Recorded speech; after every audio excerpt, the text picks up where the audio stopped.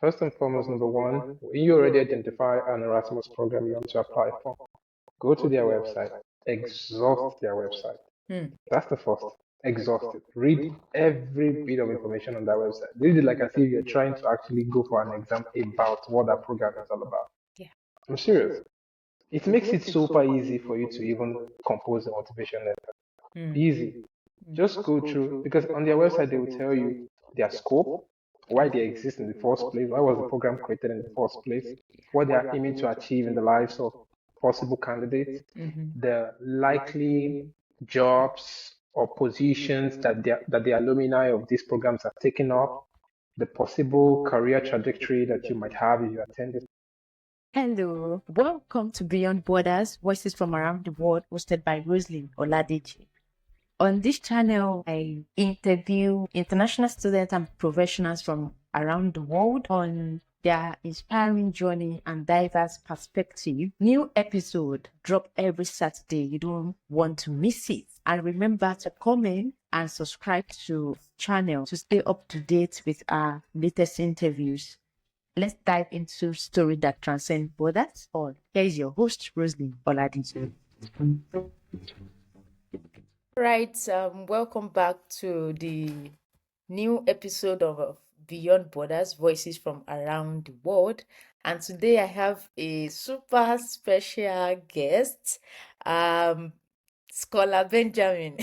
Benjamin Joshua. He will introduce himself, of course, and is a scholar. If I say scholar, he's a scholar. So I'm so happy to have you on this episode. And first of all, I would want you to introduce yourself before we go further. All right. Thank you so much, Roslyn. It's a great honor to see you again after a long time. Indeed. I'm really excited and deeply privileged. Deeply Yeah. privileged. So, hi guys, I'm Joshua Benjamin. I'm currently a PhD student in the Max Planck Institute of Immunobiology and Epigenetics in Germany. And of course, I'm a Christian by the grace of God. And of course, I love life. I mean, life is so sweet, and that's why I treasure it a lot. Not for myself alone, but for everybody. So, what else do you want to know? I like singing. I like music. I like playing the guitar. I like playing the piano. I love basketball. Didn't Of see this course, side of you when we're in UI. absolutely not. Yes. So those are my hobbies. I don't read like I used to read when I was in US. You will tell me what changed, anyways.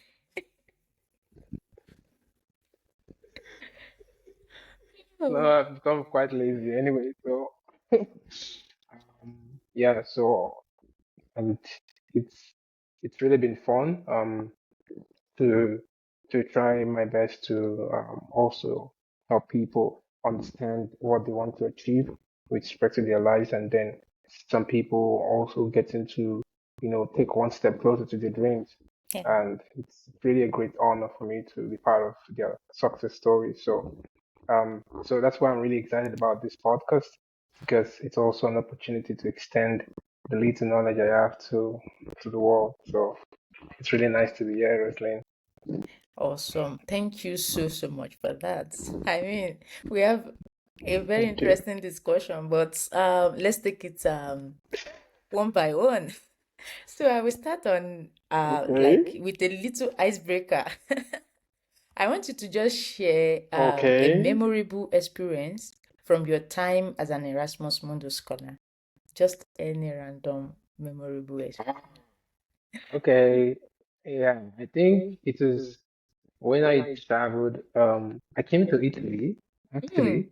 You're in Italy. Um, yeah, I visited Rome and Venice. Oh, Um, yeah, with my friends. That was in 2022. Yes, I think that's one of the most memorable experience of my yeah, we Erasmus have a journey. lot of I mean, memories that's from the here at in least from the Italy. flexing perspective.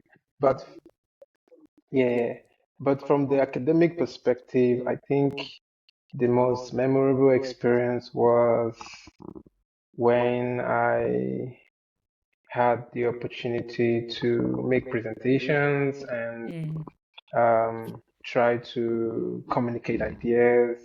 Interesting. So there was one of this experience back then, one of this presentation, and I think it's not something that is uncommon for me, by the grace of God. I saw that my presentations can never be boring, right? Yes. Because I mean, and you're talking about official presentations, like you're Mm. supposed to be serious, right? Yeah. You're supposed to be serious, but you're making everybody to laugh. Also, interesting. Well, you can imagine you're presenting something, and for example, let's say something that should be interactive a little bit. And then you're just saying, "Hey, you, what did I just finish saying?" And of course, it gets people like gets them unawares, but Of course. everybody gets to laugh that he just called you out and you are completely blank a little bit. And then of course, I don't make it feel that bad. I make them feel like, don't worry, just pay attention next time, but in a very funny way. And Of so course. I think those are the times I actually saw a part of me that I didn't know existed. Hmm. Right? I'm sure Interesting. you know what I mean. Wow, it's indeed Yeah, so memories. those are the nice. Ah, Yeah, interesting. So nice, nice, exactly, nice, exactly. nice, nice, nice, nice Yeah, memory and yeah. experience. Thank you for Thank you, sharing. All right, so basically thank you. today I will want us to focus on your journey, especially first as an Erasmus Mundus scholar, right? Before we come into the PhD No part. problem. And I know that around the time when you applied, it's not as popular, as it is now. Let me say that. It was around that time No, that we were in final exactly. year. Some people came around to do some kind of what's it called, exposition or so. For Yeah, Erasmus, I don't know whether yeah. you were even there, but it was I getting. don't think I was there. I There, don't think there. because it was at the Faculty of Social Sciences or so. I was there, but I wasn't even Yeah. paying attention. I really did Wow. not, but I was there anyways. So it wasn't, but the main thing is Mm-hmm. it wasn't as popular as it is right now, right? It's not like an household Yeah, name exactly. Yeah, among the people that are aspiring to exactly. travel abroad. So I want you to take us through the step-by-step process, like how you even come into the mindset of, oh, I want to study abroad, and then what led you to Erasmus Mundus scholarship? Okay, thank you. So I already had the initial dream of doing my studies abroad, even from 16 years old when I just got into the school UI. Yeah, yeah, yeah. I already did. I kind of humanly planned out my life, how my life would go. Awesome. And so I was actually hoping I had it in plans to not do my masters in Nigeria from that time. So I didn't really work towards it actively. I just noted it down. So that's something that I think I want to pass across to a lot of people. If you already have a dream as early as possible, it's a good one. Yeah. When you're quite young and you're already having dreams of doing this, doing that, traveling abroad to further your life and get your dreams to come true, it's good you note them down super early, but really work towards them. Like take little steps towards getting them into reality. I mean, I had all the time. I was 16. I had all the time to really, really plan, get myself informed, probably join networks and communities where I could get information and how scholarship is, what exactly is the whole deal about scholarships, Yeah. and stuff like that. I could have really joined the community. That's something I really miss. I Mm. could have really joined the community of people, expose myself to the international world of information, to get as much details of how and when and where I could actually get scholarship tips and guidelines and instructions and stuff like that. I didn't do that. I just noted my dream down and felt, okay, when it's time, I'm going to work towards it. There's never going to be the perfect time. Just start working as soon as possible. And so when I got that desire noted down, of course, I didn't work on it. I just waited for 5 years. And then when I was just graduating, that's when it dawned on me that I've not really actually made any attempt Mm. to know about international scholarship. And that's why I was telling you that, of course, I wasn't there because I didn't attend. I didn't expose myself. It's something I really regret, honestly. Like if I have anybody or find anybody that really wants to learn, I'll tell them as much as possible. many events that are free for you to attend and get this information. Just go for them. Online, on site, just go for them. You might never know what you get. You might never know the kind of connections you would obtain from attending this event.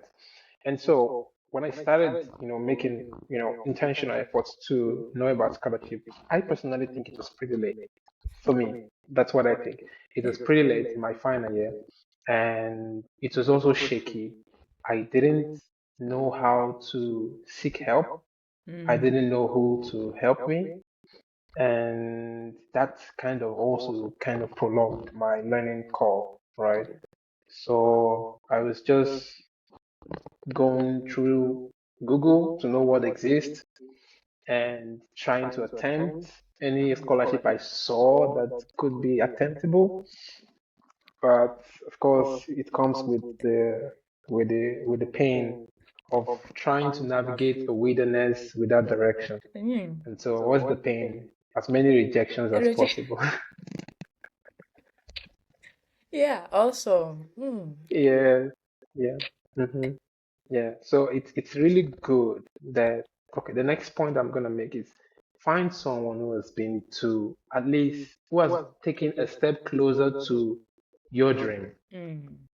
Find someone who has at least taken a step closer to your dream and just follow. See, it's a law of life. Yeah. It's a law of life. If you know the direction, you don't have to miss, you don't have to be distracted or easily confused. You just it's like I want to go from here to to a particular restaurant that I know the direct. I don't need a Google map. I know how to get there. Very Left, true. right, straight forward, left, right, and that's it. Mm. Exactly with life. If Yeah. you know someone, if you find someone who knows left, right, straightforward, bend this way, north, south, and you're already at the destination, just follow that person. Instead of Yeah. you troubling yourself, trying to Exactly. Google Map will tell you turn left, the next thing Google Map will tell you right, then you just stop at one point, turn left, turn right, turn back, turn, and you come on, just find someone. Yeah. And that's when mentorship comes in. Yeah. Mentorship, you need to find someone who can mentor you. And that's number two. Number three is I didn't find that kind of a person. So I struggled a little bit. And everything I learned myself. That's it. It's a good experience because what you learn yourself, you hone. Of course. Yeah. And usually it's those that possibly learn themselves that can train others Mm. to get what they have. Mm-hmm. Right? If you got someone to train you or to help you to get something, it might be a little bit difficult to actually pass that training to somebody else. It might, not Yeah. exactly impossible, but it might. Yeah, of course. So for me, I learned most of the things writing the motivation letter or whatever they call it, statement of purpose, different names that they give that thing, the CV, and putting together my entire application. I had to learn all that myself. Try and error, reading, try this, try that, take online courses, do all. I did all that myself. So my first Erasmus that I applied for, I got a no, Mm. but I don't think it was because I didn't have the best motivation letter or I didn't have the qualifications. I mean, apparently I was privileged by God to have an amazing The grade, first, right? yeah, yeah, of course. So that could have sufficed, but unfortunately I didn't have an international passport. Can you believe it? My God. I'm serious. I'm serious. During my first Erasmus, I didn't have an international passport. I applied with NIN. What do you My expect? I'm serious. That's another thing. So I didn't know it was that super important. I didn't. I'm serious. I was always thinking, because some of the scholarship I attempted, they will tell you, okay, you can apply with your national ID card. So that was giving me that hope that I could apply with my NIN. But if I had found someone to tell me that, guy, first get your passport ready before you even think of scholarship, I would have done Exactly. that. And probably I would have gotten that Erasmus. But I didn't. So it was really dawned on me that Joshua, you most likely missed this Erasmus because you did not have an international passport. That's when I made an attempt to get one. And when I applied the second time, I got the Erasmus. Imagine. So Can you imagine? So people just want to jump into scholarship and the basic things they need to know, which you can find online. Honestly, for goodness sake, some people come to you and like, please, how do I do this? Just go and watch videos. Thank you. Thank you. I mean, Watch sometimes videos. it can be really disappointing because even if you post any Yeah, information, like a video or something, they won't even try to even listen to that and then come back exactly, with maybe a question of something exactly. that they weren't clear, but they will come again Yeah, yeah, asking what that video addressed. And I'm like, no, it doesn't work this way. exactly. No, it doesn't work that way at all. No. But wow, interesting. So you were trying to travel abroad, but you didn't have a passport that would take you outside of Nigeria. You can imagine. My God. And the way That was passports, crazy. But getting I look at, passports is in Nigeria. You know that even if you get a scholarship, in the yeah, window they give you to apply for visa will not even be sufficient, except okay, you want to use maybe pay extra or but even with paying extra, you exactly. still have to disturb yourself, Yeah, unnecessarily. exactly, exactly. Interesting. Yeah, exactly. I mean, I didn't think of all that, but I mean, when I made the effort now, I think my first application was in 2019, Yeah, it should twenty be maybe nineteen during our stroke service year, 2020. right?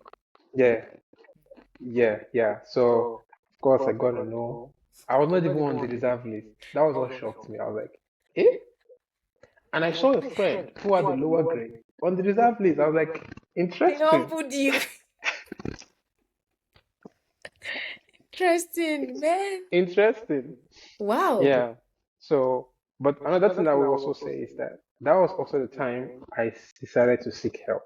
Mm. Apart from the passport, that was the time I decided to seek help. I didn't feel okay because I had learned how to write the essays and I felt that was good enough. I mean, of course, if you go back to your essays, your previous essays, you'll be shocked at what you wrote. Yeah, So, of course. yeah, you'll really be shocked. So that's when I sought help, and I'm really excited that the the the one of the persons that you had on your postcard, I call her Auntie Ebon. So she's Oh yeah, you don't of even know course, what Ebon like. planted. You had that. You Ajubio, had that on yeah, your yeah. postcard. Yeah, That she was the one yeah, that yeah, opened this exactly. podcast. Yeah, wow, wow, wow, Yeah, wow. She's amazing. Auntie Ebon, shout out to you. When you start watching this thing at one point, shout out to you. You're I will super tell you. amazing, I will super tell her. amazing. Yeah. Yeah, Interesting. she made a difference because I reached out to her on LinkedIn. Mm. She made some very slight edits. And then there's this other guy, Mohammed. I'm from Egypt, also from Plant Health. If you happen to come across this video, shout out to you as well. Awesome. He really made an extensive edit of all my essays. And Mm. I just took that package and submitted, and that's how Erasmus came in. So important, find people who can help you, but find the information first, try the best you can, put together the Yes. best you can, then find people to just help you review. It makes life easy for those people as well. Of course. Very well. Thank you so much Yeah, for summarizing it this way. I mean, that is exactly what yes, man. I always also preach about. Do your best. And someone Yeah, that is yeah, even reviewing know that no, this guy know what he or she is doing. And another point that I think exactly. I always want to reiterate is you don't know what. A lot of people are willing to help. But if you are not, if you have that mindset, you are not Yeah, reaching out, they won't know you exist. If you didn't go on LinkedIn of to course. search for maybe someone that has been ahead of you in that same program you are trying to apply to, you won't know. Yeah. You won't reach out. Mm-hmm. And then Mm-hmm. it's just the same thing. So Mm-hmm. if you, that's what I always tell people, Exactly. go on LinkedIn, a lot of people. If you send 10 messages to 10 people, like, 10 people messages, at least Yeah, 5 will at least. respond positively. At least. That's Yeah, just it. But if you do yeah, not yeah. leave that shell and reach out, it's still the same thing.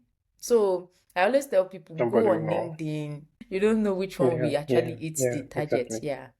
So now, Exactly. especially for Yeah. people that might be looking forward to apply to Erasmus Mundus, I know that's one of the popular scholarship in Nigeria right now. Of course. Yeah, apart Yeah. from UK. people looking for scholarship, there are a lot of Yeah, opportunities, a lot of programs to apply to. If you could yeah, run us yeah. through a step-by-step process for them to stand out, I would Hmm. really appreciate that. All right, yeah. So that's really good. Thank you. First and foremost, number one, when you already identify an Erasmus program you want to apply for, go to their website, exhaust their website. Hmm. That's the first. Exhaust it. Read every bit of information on that website. Read it like as if you're trying to actually go for an exam about what that program is all about. Yeah. I'm serious. It makes it super easy for you to even compose a motivation letter. Hmm. Easy.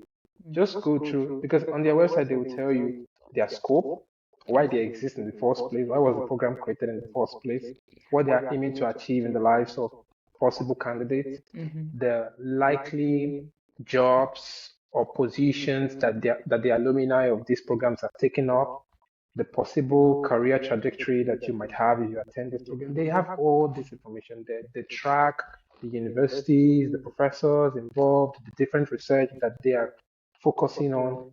This way, you know exactly how to fine tune your story Hmm. to what they expect. The truth is that they are not actually trying to fund your own seclusive personal dream. They're looking to fund people who have an intention that aligns with their scope, Yeah. right? What they exactly. One thing about Erasmus is that it's funded by the European Union, right? Hmm. The European Union had to approve that program for funding. Yeah. So there was a proposal that was written to the European Union. The proposal was based on what the program expects to achieve Yeah. in the lives of people. And that was what prompted the EU to fund it. The EU was like, oh, this is interesting. Okay, get this funding. So they will never want to accept anything outside the scope. Yes. So don't just say that, oh, Erasmus program in architecture and design planning. And because you study architecture, you are the best candidate. For goodness sake, check what exactly is the reason why that program exists. So number one, exhaust the website, know exactly what everything about, like if they ask you, what is this Erasmus program all about? You can download it from beginning to the end, give it to Mm-hmm. them back to back, and they'll be like, for real, are you the owner of the program? Are you even the chairman? You know every detail. Yeah. And when you have that information, and then you can start composing your number two, you start composing your motivation letter. I think there are different names that, okay, before that, of course, while you are exhausting the website, you check the require of every detail requirement, the documents you need to submit. You'll find all this. So that's why I'm skipping that because I Yeah. feel when you exhaust the website, you will know all these things. Yes. And they are usually program specific. Sometimes very common to every Erasmus program, but sometimes quite a number of other kind of specific in terms of their requirements. When Exactly. you exhaust the website, then you can start drafting your motivation letter, putting your documents together. For your motivation letter, it's advisable that you draft it as quickly as possible, like months before the application window, Mm. if possible, if you can do that, and then reach out to scholars. As Rosalind said, just reach out, search for them on LinkedIn. Many of them are there. Sometimes the program is a new program. I think they added a few programs to the Erasmus Yeah. catalog now. So Yes. it might be a new program. You might not find scholars existing already. No problem. Just put something together. Find an Erasmus scholar. If it's a new program that there's no scholar existing for it, just find an Erasmus scholar who would be able to kind of just proofread your work and say, okay, this should be a better way to put it together. Usually, if it's a new program, their first intake, they're a little bit lenient Of course. in terms Yeah. of the selection. Very true. They're Very, very very true. lenient. They're not super strict. But if it's the program that existed for 12 years, you will see something. Yeah, I agree.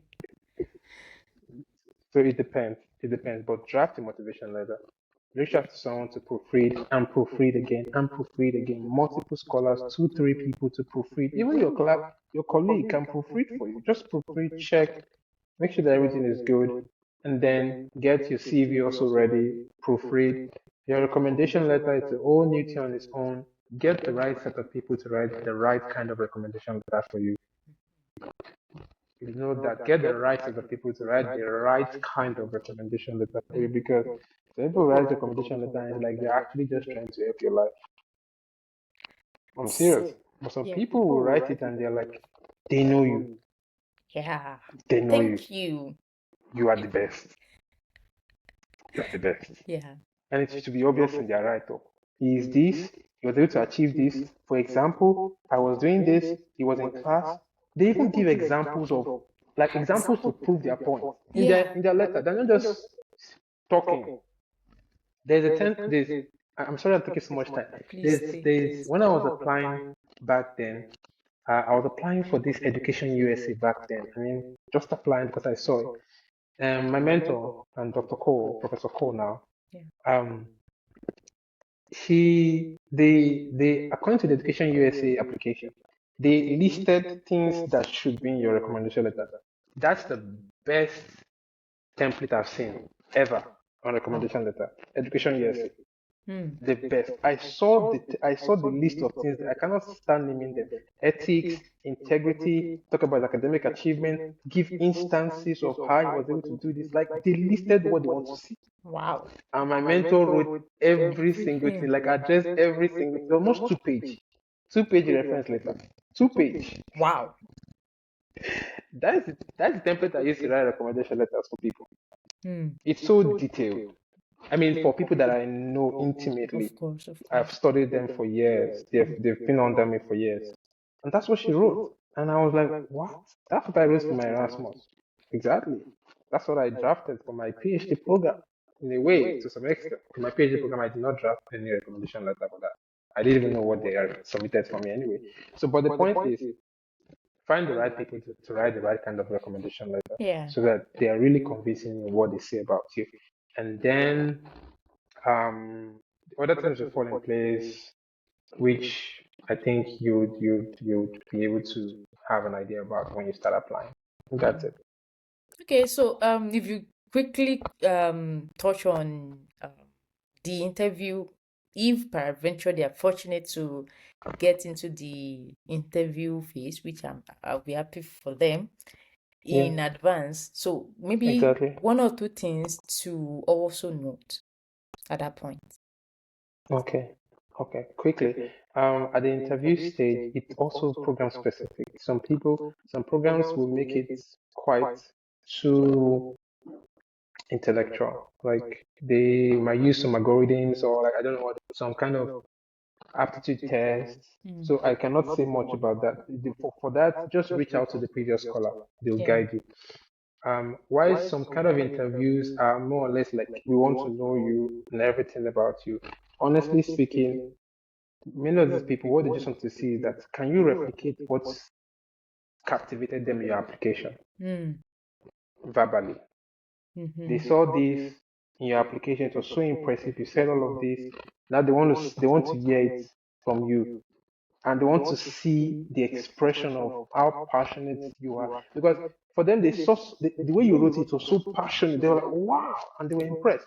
Now they want to listen to that person, whether it's the same energy or Energy. maybe this person just found somebody to, and in your Exactly. interview, you have to express that same energy. And you feel they will be happy to have you. Yeah, yeah. Because thank you for that. That is one of the things I always tell people about. I've mentioned it a couple of times that when you are on this journey, you have to really put a lot of energy into it. It's not just for the Yeah, for just writing what you wrote. And also one of the yeah, things you've said before is being able to actually do a lot of things yourself, because it will help you on the long run, exactly, because you've put in a lot exactly. of work. You put a lot of work into what you did, that nobody can take it away from you, even when you are speaking. So the motivation letter Exactly. is not like you are paying Mm-hmm. someone Mm-hmm. to write it for you. You did that homework, because again, it's your story. You are the only one that can write your story to Yeah. captivate others' attention and the likes. So if anybody Mm-hmm. is asking you that same story, there's no way you won't be able to replicate it at the point of speaking. Of course, it might be different. Of course, people can Yeah. express themselves more in writing than, Mm-hmm. but to some extent, to some reasonable extent, when you know that you are facing this thing, you have to embrace the challenge Mm-hmm. that comes with it. And you're able to, since you've done a lot of work in Mm-hmm. actually writing yourself, of course, people will help you develop it again. And you too will actually read it and Mm-hmm. understand learn from what they Exactly. wrote, and then when you are replicating it during Exactly. interview or something, it won't be difficult at all. So yeah, thank you so much for mentioning that part. And moving to, of course, Thank you've you. said a lot of things, but I just want you to mention maybe one thing about what you believe set your application apart while you are applying for plant health, right? Yeah, yeah, of course. I mean, always what to set my life apart is the Lord, right? Is God. So that is non-negotiable. But at the same time, um, as I said, people, the right set of people proofread, I hope I'm correct my grammar, proofread my essays and made very significant adjustment. And I was willing to accept the adjustment. Hmm. I didn't see that like as if they're trying to change my story or completely knock me off my direction or what I'm trying to say. They really made those significant changes because they knew what the program expects. I didn't. I didn't know. I didn't exhaust the website to know exactly what they wanted. So that was where help came for me in a way. And those two people, I'm always forever grateful to them. And then another thing is that I already kind of had a defined desire. Like I already kind of knew the trajectory of what kind of career I wanted to have, what kind of research I wanted to do, and why that program was necessary to that career path. Hmm. In a way, I want to just debunk this. It's not, I'm not trying to say that follow the same system in which people say, I hope to become a professor in this, and that's why this program is necessary for me to, blah, blah. I'm not saying you should follow that same status quo kind of, writing, but there should be that element of the fact that there's connection of dots, right? Mm-hmm. You were starting this way, you had this particular dream, this is how this dream came about, maybe from childhood or from an experience or from an exposure or from classes, irrespective of how the dream came about. You had this experience and then you're trying to connect it to the exposure you had in the proper educational system in the university, and then you're trying to look for a platform to just step up your ability to get closer and closer to your dreams. It has to be clearly defined. Don't be vague. Don't try to play around. Just specifically state exactly what you want to do. And usually, as I said, when you exhaust the website and you know exactly the kind of research they're doing, you can now pick out a research interest that the program focuses on. Align it to what you want to do. Even sometimes you can propose a potential research you do during your master's Hmm.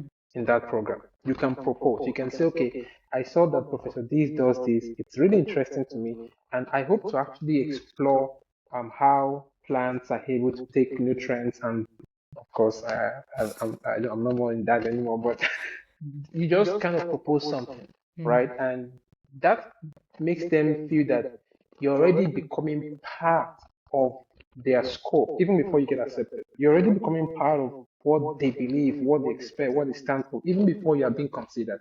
That already gives them that sense of this guy is good enough Hmm. for us to invest European money into. So I Awesome. think that might make you stand out.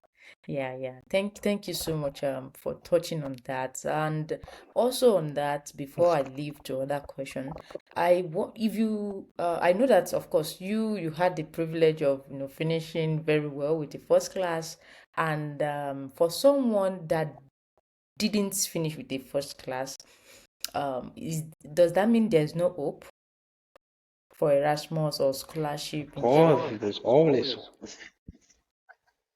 Well, for Erasmus, I don't know. I cannot be quite generalistic in my statement. For Erasmus, it's the common belief that they give a percentage, a bulk of their final evaluation to your grades. Hmm. So if you have a first class, you are close or closer to being selected. That's just Erasmus for you. Very As true. far as I know, things might have changed. I don't know. And then they also consider your motivation letter and your recommendation letters. I think that's like the three general things they consider. Yeah. So, and usually, based on my experience, it might differ. 60% might go to the grades, and that's where it becomes shaky if you don't have top grades. However, it's not impossible. We've had people even at HND who got Erasmus. If I'm correct, of course, we've had a number of second class upper get Erasmus. I think maybe I've seen a case of a second class lower get Erasmus. probably with some attached conditions, maybe some extra stuff. I don't know, I don't remember. So it's possible, but it's just that if you don't have a first class, even if you have a first class, you have to put more effort to convincing them that you're good enough. If you don't have the grades, but among the courses you took during the university, the courses that are very specific to that program, you got good grades there. You can highlight it in your motivation letter that although I don't have an overall perfect grade, but check my transcript. Introduction to botany, physiology, and this, which are eccentric to the core of this program. I stood out. So you can always be convincing by tweaking around your story, always finding a way to tell them you're good enough. Wow, interesting. Thank you so much. Yeah, I always also mention that even though you didn't finish, of course, for those people that are still in school and can control a lot of things, please Yeah. do your best in coming out with flying color. Education is not a Yeah, scam, especially if you want, to be on this absolutely not. to be on this path. Yeah, but for someone that has Yeah. is already out, there are a lot of things you can use to also augment your portfolio, like taking all these MOOC Yeah. short courses, leadership experiences, a lot of things Mm-hmm. that you can also use. So go out, but you Mm-hmm. won't just sit down alone with that grade and not do any other thing. Also, Mm-hmm. another thing that I also think people use Okay. to boost their grade or had to, their portfolio is also maybe research assistant experience, a lot of experience, job Mm-hmm. work experience, anything that is also Mm-hmm. related to the scope of the Mm-hmm. course, of the program. So I know that Mm-hmm. they will Mm-hmm. appreciate the efforts as well. So thank you so much Yes, for that. And definitely. I want to ask how your experience with Erasmus Mundus scholarship influence or help you in applying for the PhD program that you have currently in Germany. All right, so my story might get the attention of quite a number of people. And I'm Awesome. going to say why. All right, so right now I'm doing biophysics and epigenetics. Eh? It's more or less like medical research. Yeah, interesting. Yeah. So yeah, I'm not in agriculture or plant science, absolutely nothing to do with that. Ah, So the way I'm going to explain it might catch the eye of some people who actually want to switch. Because a number of people have asked me, how in the world did you switch? How in the world did you switch? awesome. I'm here for it. So, so actually, I did, of course, plant health program. Everything's all about plant disease, plant pest. Um, but I wanted more. I didn't just want to be doing all those applied field research. I wanted to do molecular biology. I mean, that's what they call it. Yeah. Uh, I wasn't given that provision in my program. Right? My program is really applied. You go to the field, you check this disease, you check this pest, try to provide solutions and things like that. So, of course, I came on that trajectory, but I wanted to do molecular biology. So when I wanted to do my master's, I specifically looked for a master thesis where I could do molecular biology. And that's what moved me to France to do my master thesis with an amazing mother figure, Professor Letitia. And that was my first exposure to molecular biology. It was very raw, a lot of mistakes. I didn't even get a publication out of it. Wow. So it was just I was willing to sacrifice that time just to learn. I wasn't looking for anything mega or astounding. I just wanted to learn. So that was my first exposure. So how did I get into where I am now? So what happened was by providence, of course, there's still that blood in me that wants to do medicine, right? Oh my God. So I was looking for PhD position. I got one in the US. The professor, I sent her a mail and she was willing to take me, and I didn't want to go. I just didn't want to go. So I was on that message that I wanted the position, but now I'm not the one saying that I don't want to go. You can imagine, see life. Interesting. So, um, but I just didn't feel like going. So when I saw an ad on Twitter. So guys, use your Twitter account for the right reason. I mean, if you want to get positions, use it for the right reason.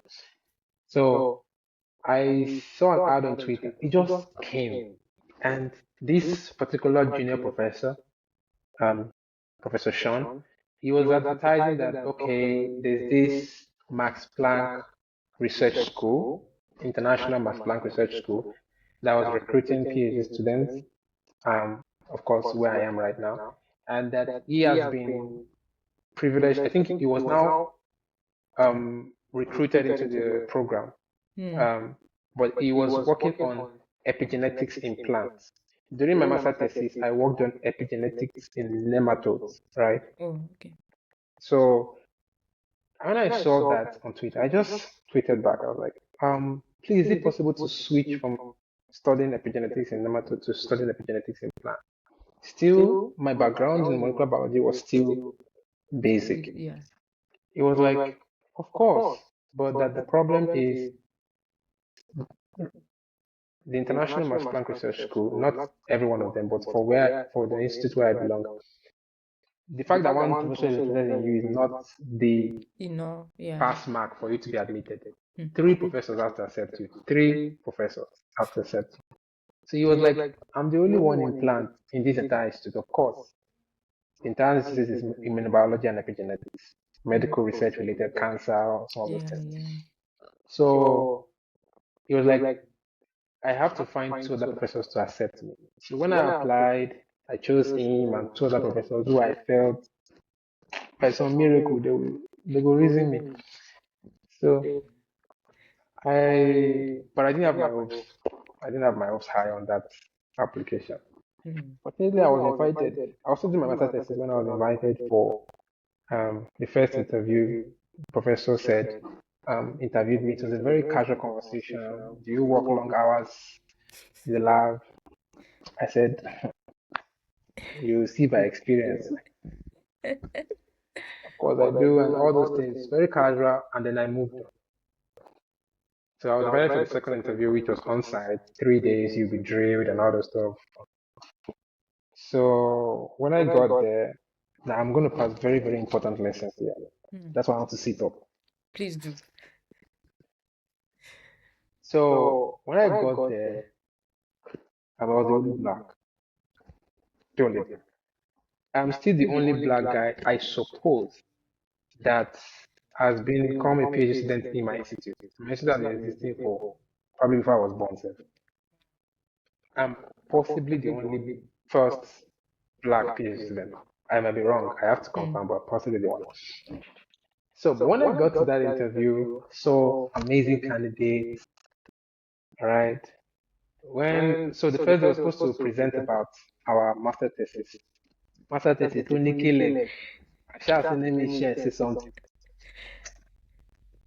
And you can imagine, guys, the bosses of the institute, the bosses, guys who are working with Nobel Laureate Prize winners and guys in front. And I was presenting, and I don't know where that confidence came from. I know I was not talking about the best research, of course. But I was just saying, and then I was even cracking jokes. Interesting. And these guys were laughing. You get my It was very funny. And then I finished, I'm serious. And then I finished, and then I was just making everybody to feel comfortable. My fellow candidate, I was trying to tell them, calm down, don't be too stressed. You get it, calm down. I didn't worry about my own life because me, I felt, guy, just come out flex here. So, but one thing I want to point across is that I saw two black guys. One of them is now my supervisor, actually. He was the incoming director of the entire institute. He's from Niger. He schooled in MIT. I saw him. He was not on the list of those I selected to even talk to. I didn't even select him in my application. Then the other guy, I kind of selected him, but I didn't know him. So what did I do? Every time I see a black person Mm-hmm. on the road, in the train, anywhere, if that person can make eye contact with me, I will greet you. Forget, I will greet you, no matter who you are. I made eye contact with these guys and I went to shout, hello, sir. Because it's hard for me not to bend, but hello, Of sir. course. Hello, sir. Yes, sir. And then I greeted them and they were so excited because, of course, they're only black. They were so excited. Wow, how are you? So when I had a bunch of conversations with them, they were asking me that, what's your research? The first one was asking me, what's your research interest? I was like, this is it, but I'm not sure if I can make it. So this one was like, "Ah, indeed, you don't have any background in what we are doing, but let me try to quickly, in 1 hour, show you what my research is all about. Maybe you will understand." And he showed me, and he said, hopefully you'll pick me, but I'm going to give you a yes. I was like, okay, that's fine. So I have 2 yeses from the plant guy who already was sure about me because I was the only person interested in plant stuff. Mm. And now I needed 1 more years. All the other guys I was hoping to get a yes from, I had very nice conversation with them, casual conversation, like asking them even where they came from. You attended this school, how was it for your life? I wasn't even, I was just flexing. So this my current supervisor, I met him. He was not on the list of those I should talk to. I went to meet him and I poured myself. See, listen, the fact that you talk to a stranger, now of course you have to be very careful. Of course. But when there's an opportunity to talk to somebody of high profile, Mm. you don't have to be necessarily vulnerable, but just be honest, be Mm. sincere. There's nothing big about you, all right? I opened up to him. I said, sir, he actually even asked me, who have you picked? I named the people that I picked. He was like, this one will not give you, this one will not give you, this one will not give you, this one will not give you. This one, he already is rooting for you, the plant guy. This black guy, he said yes already, right? I said yes. He was like, okay, I'm going to give you a yes. Wow. Now, honestly speaking, his research was the one that scared me the most. I did not even look at it twice. What they do is crazy, because that's where I am right now. But what they do is crazy. Wow. And that's how he gave me a year. And that's how I got selected into the program. Mm. That's how I got the whole story behind me coming to his lab is also a miracle, right? And he giving me the opportunity to learn from the scratch. But the whole point I'm trying to pass across is that don't neglect people on the basis of the fact that they are from Africa. You're also from Africa. I mean, if you are black or if you're from Africa, don't, if you meet anybody on the road, anywhere, just respect them. Yeah. In any setting, be humble. You don't know everything. You're not the best. You're not at the peak of your career. Yeah. Be humble. Just make friends with everybody. And that's how I think they got interested in me. And today, these two are the best mentors I can have in my new field of research. Wow. Wow. Wow. Wow. That is awesome. I mean, interesting. Yes, ma'am. Wow, I love this path and how of course you were able to navigate it. Of course, we can't remove the grace of God out of the equation as well. But again, Exactly. also your Hmm. dedication, being able to see into the future and not be so concerned about the now, because I think that was what also you were able to know this is where I'm going, and it doesn't of course many people will be looking for publishing their masters, but you were able to sacrifice that and learn, because just imagine if Hmm. you didn't Hmm. use that time to learn a lot of things. You, it's not perfect, but to some extent you had that Yeah. background knowledge we could prepare you into this Yeah. new place. And I think, yeah, that focus, Yeah. that resilience also, it's needed on this journey. So thank you for mentioning that. I'm Thank you, ma'am. super excited for you. So congratulations again, even though it's coming late. Please Thank you. accept it. All It's right. okay, ma'am. Yeah. Thank So you. moving into challenges. What type of challenges Yeah. did you face during all your study abroad journey, whether it's for masters or PhD, and if you can give us a glimpse into it and then how you actually overcame it. Yeah. Okay. Thank you very much, ma'am. So my major challenge was first and foremost my first time outside the country. Hmm. It was pretty lonely. It was weird. It was really weird. How many And countries did you go to? uh, based on my master's program, just Germany and Spain, but because of my master thesis, I went to France as well. Oh, I see. Okay. Nice. Yes, ma'am. All right. So, and unfortunately for me, I was not this community person, Mm. right? Of course, I'm not sure you know that in school I just mind my own Don't worry, we'll business. come into it later. I want to know what And changed, but so it was really let's just difficult. continue. No problem. So it was really difficult for me to integrate into a community where I could find belonging. Mm. Where there were people around, kind of started helping me to get integrated. My classmates were also trying to help me. So it was really a long, slow, and steady journey, but I was able to get in, kind of get along. I still had my lonely moments. I still had my moments where I was really tired, exhausted. Of course. I mean, you might have those experiences, you might not, but the point is, I think there was one time that somebody told me that, which one do you want? To navigate this thing or go back to Nigeria? Awesome.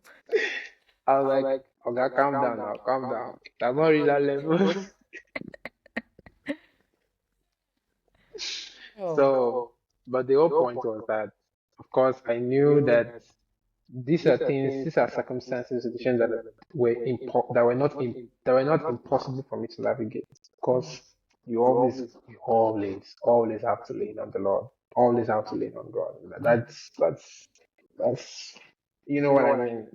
So, but like the entire environment, be open-minded. Don't box yourself and say these people are like this is the way they behave, so I cannot stay with.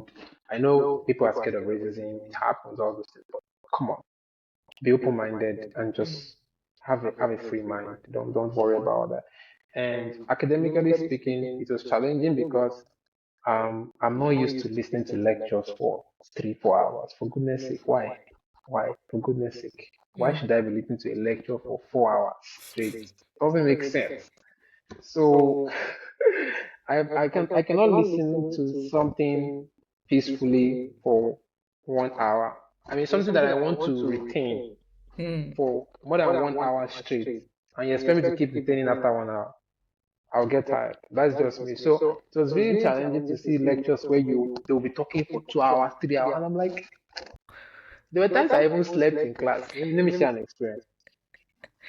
So, let me share an experience. There's this day I came into class in my mind, in my heart of heart, I don't want to attend that class.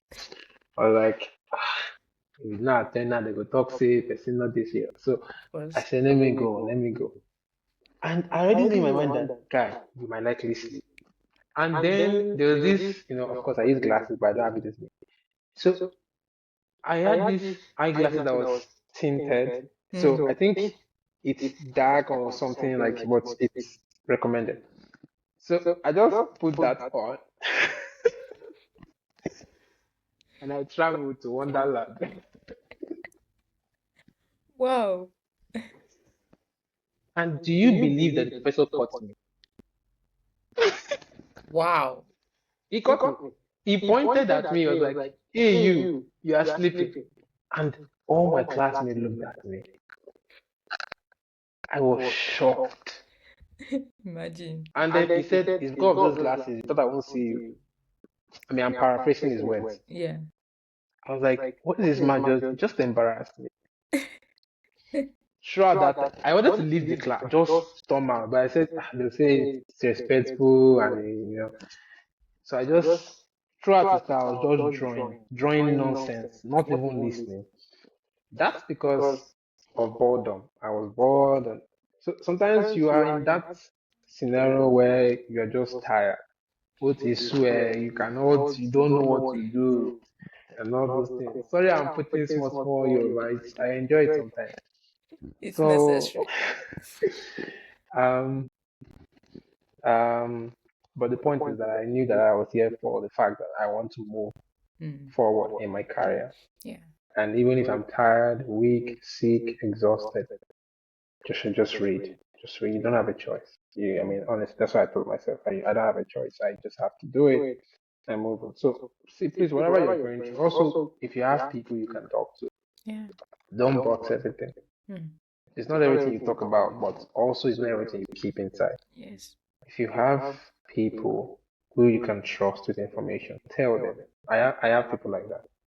I can pour myself. My mentor is one of them, Mr. Momiko. I can call her anytime and pour myself. Pour myself. Right? And the fact that you're able to pour it out is already a relief Of course. before the person starts even advising you. So, especially in Europe, I'm sure you know that by experience, Rosalind. Yeah. Sometimes it can be, I don't know, it can almost be depressing. You are just, you feel lost. Find someone, talk to, find someone to play with, to call, to gist with. That's why I even love this podcast. Because if I was not in this podcast now, I would try to read, they do something, this is a boring life. So this is even a way for me to laugh and talk. So please, you need to find that community. Wow. Thank you so much. I think, yeah, I've always reiterated on that community part as well. You need it a lot on this journey. Yeah. So Yes, ma'am. that is Yes, ma'am. awesome. Thank you so much for sharing. So then let's move to the Yes, ma'am. language part. Of course, Europe, one thing Ah, peculiar to them is different language. So Italian, German, yeah. Spanish, French, etc. So, Mm, how did you manage language mm, barriers when mm, you, of course, you spent all these years in Europe? From you were in Spain, mm, Spanish, you were in mm, Germany, of course, the German, and then France, French. So, how were you mm. able Yeah. to cope?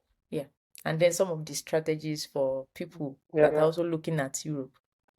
Okay. Mm. Well, first and foremost, the Erasmus program is really easy. Mm. Most of the people that interact with lecturers, students, colleagues are English speakers. Yeah.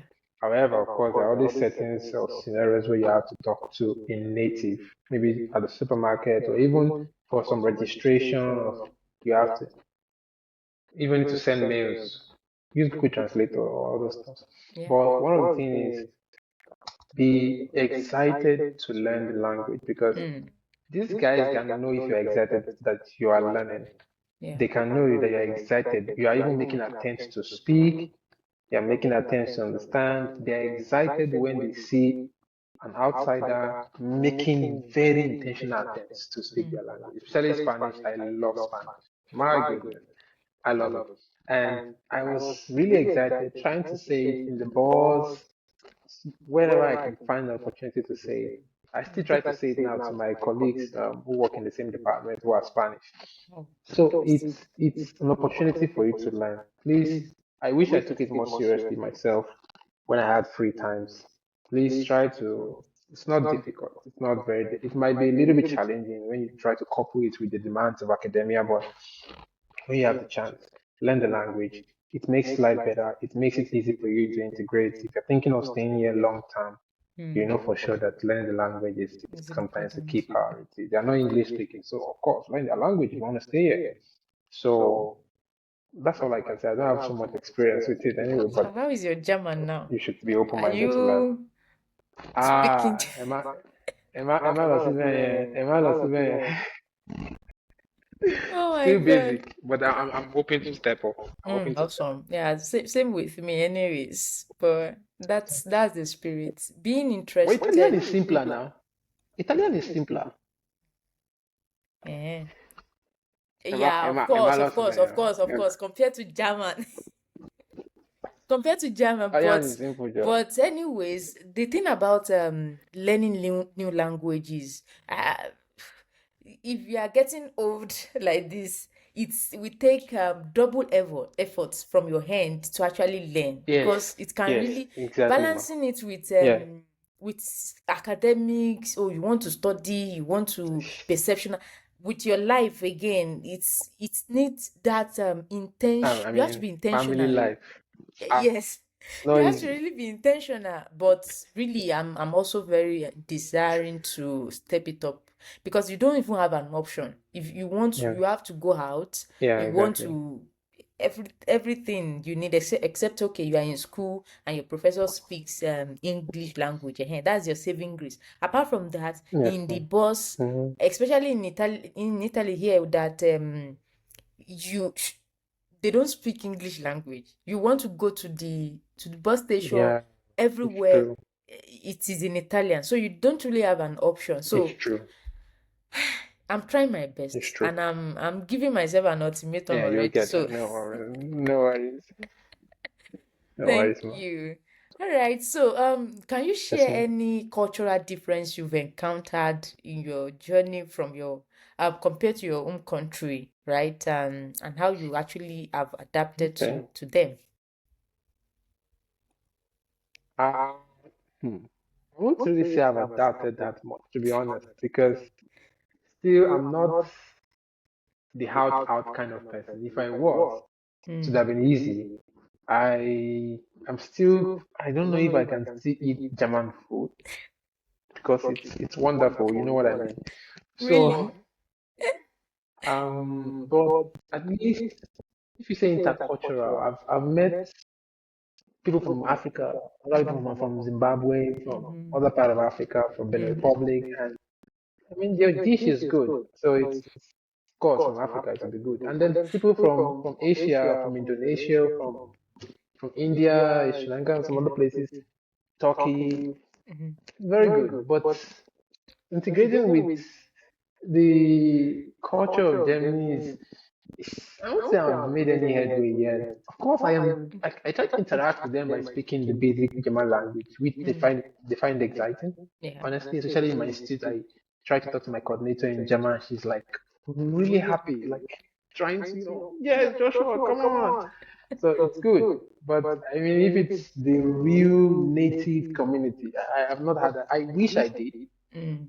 I have the opportunity to live in a real native where they don't speak English. Probably that would have stepped up my ability to quickly learn German. But Erasmus makes it wonderful for you and just puts you all in the midst of English speaking people. So I won't say I've really adapted to the cultural differences. Uh, but honestly speaking, it's going to be a good one.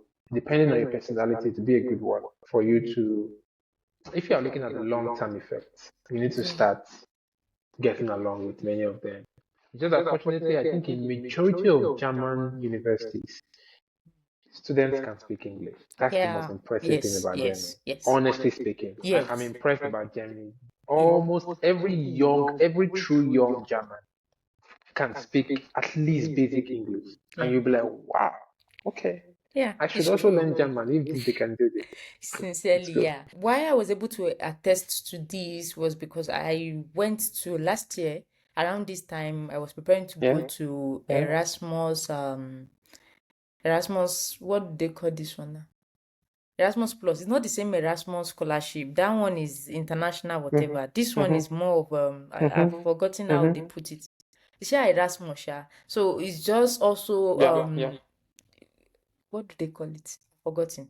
So it's you exchange yeah, Erasmus exchange or something. Yeah, exchange. So I exchanged yeah, to another exactly. school in Greece. So I met with Yeah, people also from Germany speaking good English. I mean, the English was I was really very surprised. good English. Yeah, so it was Very like, good. yeah, it is Very common good. to see young people actually speaking what's it called? English language, even than Italy Exactly. here. Exactly. People that chose to do Erasmus Yeah, exchange, for sure. they put a lot of effort in, okay, this is what I want. But you see majority of them that like, Hmm. I'm comfortable here, I'm not going anywhere. That's the Exactly. reigning Exactly. mentality That's here another thing. anyways. Mm.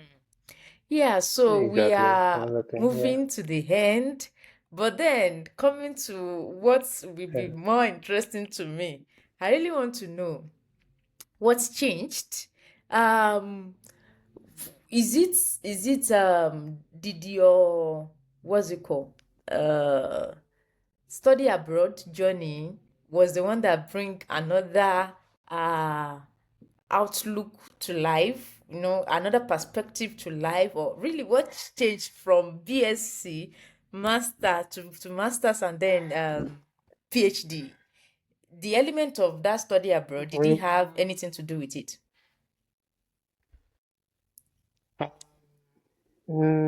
yes, yes, yes. My classmates were very, very interesting people. Mm. They made me to they made me to be more expressive because they made me to crack more jokes. And of course, I'm sure you know that I never had that in me. I didn't know I had that in me. Oh my God. Wow, wow, wow. Yeah, yeah, yeah. I mean, but I think all that opened up after NYSC when I had the opportunity to live with my mentor for some months before I traveled out. Mm. And, of course, this seclusive introvert life, which I still live to some extent. I just stay in my room. And then there was this time I was staying in my room. I mean, I was in a house, so for goodness sake, but I had my room. And I was staying in my room, just doing my things. And then my baby sister, which is her daughter, came to bang the door, boom, boom, boom. Come outside. What are you doing inside the room? I was like, what do you want me to come and do outside? So there was this instance where I stayed back and mommy was just really upset. Mm. And I was like, for what now? I'm just living my life inside the room. Apparently, she wanted me to come join her and my big sister and daddy to watch movies, like be a part of the family because they kind of Mm. educated me. So gradually, she forcefully made me to start coming out and like behave like someone that actually likes to be in a social place, takes me out for events, takes me out for parties. Wow. It was difficult to adjust, but got to a point where I took it to the next level. Scatter house, shout, scream, do this, and Wow. then yeah, I became quite hilarious, funny. I think that's where I usually take that as the reference point where a lot about me changed, even the way I sometimes see life and try to communicate with people and get excited more about the fact that there are people around me who actually care about me and try to make me happy. So that's how everything changed. Of course, I was never like this. Wow. I mean, this part of you is really interesting because you became more approachable and really super super interesting. Of course, I know you yourself, you will have known that you feel more, maybe it's Yeah, yeah, impactful of on other people than you yeah, were before. I don't know if I'm yeah. putting it right, yeah. Yeah. But But wait. Let me do an icebreaker. Yes, you are the one hosting me. I know, but I also need to know. Rosalie, back then in uni, like I was not approachable at all. Like you guys could not come near me. Was that the case? oh my God. It used to be as if you carry Be fire on your honest. head. You weren't Ah, approachable. Of course, maybe some of our colleagues might also might watch this and they can put it in the comment section to maybe if I'm saying the truth, of course they should attest to that. If I'm lying, they should go ahead and too, because I was my surprised. goodness. I saw your Wow. picture Okay. recently and I was like, "Eh, are you the one? Is this Joshua that I know?" Oh my God, but sincerely, sincerely, I love this part. I love this part of you. And yeah, Wow. of Thank course you. Thank you so it much. is the part of the just and one of the things I've gotten out of everything you've said today, of course you've said a lot of remarkable expressions, is to being open-minded. See, life, we have to be progressive, and when you are open-minded you will see a lot of things. Don't take life too seriously, don't take yourself even seriously, but of course you have to be focused Mm, and getting mm, better. And one of the things you mm, can, the best achievement you can one can actually achieve in life is is that about your person, your personality, making sure that the errors of the Mm-hmm. past, you are not repeating it, but instead you are looking Yeah. forward and becoming better every Yeah. day. That is, and Yes, I really find this very, very thank good. you. So don't worry, I'll be like you too. Thank you. Wow, wow, wow. Thank you so much. Yeah, so thank you again for doing this. But lastly, I don't know if there is anything maybe that I've not asked that you think is actually important to for you to add to this conversation. Yeah, I mean, And of course, I mean, it's more like to reiterate the fact that it's by experience, it's very easy to get distracted. It's very easy to get distracted mm, when it comes to your dreams, but and it can get exhausting. mm, You can always reach a break point, and it's not a crime for you to slow down, stop, relax, think about how far you've come, how far you want to go, yeah. make new strategies, make adjustments, make new commitments, and then start again. Right? Even if you failed before, you failed somewhere, or if it's taking longer than usual to get an opportunity, I always tell people, you're writing your story Yeah. with your own hands, your own pen. You're the one that will decide whether you're going to put a comma, or a full stop, or question mark, Mm.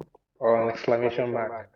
You decide in many ways. I mean, of course, life can happen, but I also feel you can be that optimistic that life can happen positively for you. Mm. And that's I where think we, they that's call kind of that what we also call faith in God. serendipity in a way, what you say. Exactly, yeah. And then exactly, you make intentional step, right, towards the way you're writing your story. I use this analogy in a book I wrote with my best friend. I hope I can get it right. I was like, take your dreams to the gym, Hmm. build them up, build So, them up. It's hard. yeah. You will pant, you will try to breathe hard, your knees will pain you, your hands might pain you, you sweat a lot. It's not comfortable. But keep gymming. When those biceps start coming out, you will love it. When Yeah. those dreams start manifesting, you will be excited. And it's easy if you see someone that has very obvious biceps and all those things that guys want to have. So it will be also obvious if you have gymmed your dream enough. It will be obvious. People will see it. You don't have to say it. People will see it. That, Exactly. this is Exactly. is this you? So and it's important that you keep maintaining the fact that it's one life. Mhm. So make the best out of it. Yeah. Wow. Thank you, thank you, thank you so much. I remember the one question I would have loved to ask you before, but thank God I remember now and I'll ask you. And I want all Yeah, people, yeah. my guests, to actually talk on these things. And you mentioned of course, you started application in 2019, and that year you chop breakfast. So how do you Wow, big one. yeah, so and I think maybe during that time, I don't know whether you are more like how it affected you that time. So Mm, how do you mm. what do I say now? How do you Approach react rejections. rejections, yes, to rejections, Mm. yes. So how do you maybe what is your outlook to rejections, and how should you position yourself to make sure that you maximize it or react to it anyhow? Yeah, please. Okay. Yeah, for me, it was more or less like, okay, you said no, I'll just try again. It's kind of very free thinking. I didn't beat myself around. Awesome. I mean, for some people, it can be a heavy blow, right? We are all different. I would just advise you find the way you know you can adopt to face off the negatives of life. I think there will always be something that is very unique to you that you know that, okay, when you get a rejection or when you get something bad, negative. If you do this, you are fine. For me, it was like, okay, you said no. Of course, he hurt me for 1 or 2 hours. That wow, eh, I got rejected. Like for real. Yeah. But that's when you're like, okay, I will try it again. Simple, and I move on. Of course. But I mean, I can imagine how this feeling will look like. Like, it's unique to me because maybe I only had to get rejected once, and then the next time I applied for Erasmus, it came true. Yeah. Some people, honestly speaking, I've had mentees 3 years, long time, Yeah. rejection, rejection. Some, they almost thought they had this near miracle syndrome. Like, final interview stage, bam, Yeah. and they're like, sorry, we are sorry, we regret to inform you. I hate that statement. We regret to inform you. Who are you regretting to inform? If you tell me we regret to inform you, I'll tell you I regret to also inform you that you made the wrong decision. Of course. But Interesting. that's why, honestly, it's hard to specifically say how you can react or approach rejections. If you find your way, find your way how to deal with it. You will know how to deal with it yourself.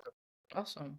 Thank you so much. So, time is fast spent. Yeah, So let's fast, just fast move to spent. the, Yeah. I don't know, anything you want to say, your final word to us here, and then we can call it a day. All right. So, guys, I'm advocating for Rosalind's channel. Oh, Follow this channel. It's gonna grow big. Just give it like 3, 5 years. You're gonna have like 1 million followers. Follow this oh, channel. If you don't yeah. follow this channel, I'll come to your room. I'll visit you in the night. That's not true. I'm joking. So follow this channel. It's really an amazing initiative. Like I also love this kind of interaction. I actually also once thought of doing a podcast and all that stuff because I actually like to talk. I'm sure you don't know that, but I actually like to No, talk. no, I can see that. I can attest to it right now. And it's super interesting. And you can I see, I like to mean, talk. the Yeah. trajectory of since we've started has been so heartwarming and super, super interesting, sincerely. Yeah. So please follow our channel, and I'm sure it's gonna get better and better and better. And please let's give a big shout out to our wonderful husband, my great friend. So inspiring. I remember. Please let me to remind him. I remember even I didn't say it during the Erasmus application. Can I call your husband Odun? Oh, why not? What is his name? Or let me say your husband. Let me say your That is husband. his name now.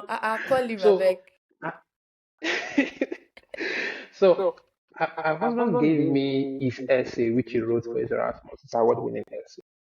When I looked at it, I was like, my goodness, yepa, kilele. Oh my I was like, God. did we go to the same school? Same faculty. I was like, wow. Honestly, it was one of the most inspiring essays I could read to craft my essay. Interesting. One of the most inspiring. So Interesting. shout out to our wonderful husband also who made that difference to me and encouraged me quite a number of times. There were times we had very, very private conversations a long time ago, but they were very influential. And also giving us the opportunity to do this podcast. It's a great honor. Thank you so much. Thank you. Thank you. Oh my God. I'm so emotional. But thank you. I really appreciate that word. Yes, God ma'am. bless you. And thank you for Yes, doing ma'am. this as well. I mean, reaching Yeah. out. I know that it will be quite busy this time. And also the winter is coming and all, but thank you for doing this. And I know Exactly. your story is super You're welcome. interesting, super inspiring. And I know a lot of people actually find Mhm. solace in what you share and also wisdom to also navigate whatever it is they're passing through. So thank you again for doing this. And without Thank you very wasting much, our ma'am. time, that will bring us to the conclusion of today's episode on Beyond Borders, Voices from Around the World with Rosalind Oladeji. So stay tuned for more inspiring stories, and you can drop any question, any comments, and don't forget to like, subscribe, as our guest has said, and also share with friends who will benefit from hearing these amazing stories. So until we all win and meet again, ciao, ciao, ciao.